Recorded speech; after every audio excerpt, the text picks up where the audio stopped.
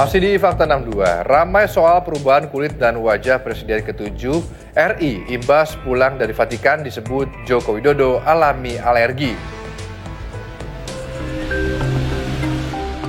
Presiden ke-7 Joko Widodo merayakan hari ulang tahunnya yang ke-64 di Solo, Jawa Tengah.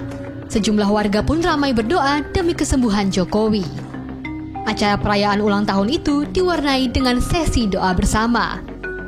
Ajudan Presiden ke-7 Joko Widodo ungkapkan kondisi terbaru Jokowi yang sedang menjalani perawatan akibat penyakit alergi.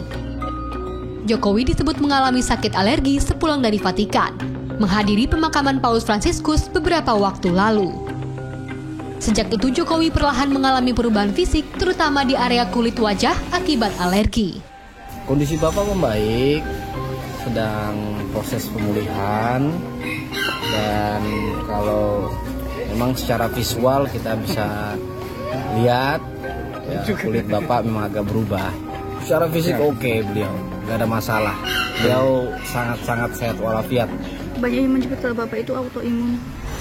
Autoimun. Iya. Nah itu mungkin dokter yang lebih detail menjelaskan. Disebut menderita autoimun, tetapi kemudian diklarifikasi sebagai alergi. Kerap memiliki gejala yang sama, sebenarnya apa perbedaan alergi dan autoimun? Alergi adalah kondisi yang muncul saat sistem imun tubuh bereaksi berlebihan terhadap suatu zat yang sebenarnya tidak berbahaya atau alergen. Berbeda dengan alergi. Pada kasus autoimun, sistem imun atau sistem kekebalan tubuh menyerang sel di dalam tubuh seseorang karena menganggapnya sebagai ancaman.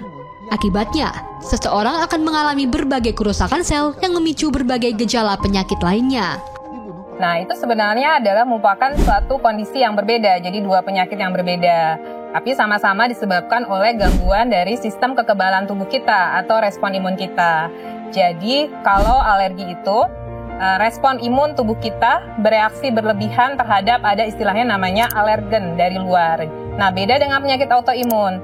Kalau penyakit autoimun, sistem kekebalan tubuh kita atau respon imun kita bereaksi berlebihan terhadap sel tubuh kita sendiri. Jadi bukan terhadap tadi alergen dari luar.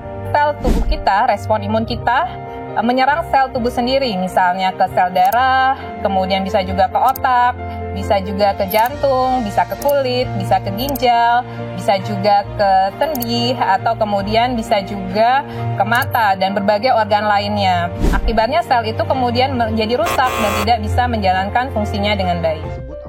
Penyebab autoimun pada seseorang hingga saat ini masih belum diketahui secara pasti.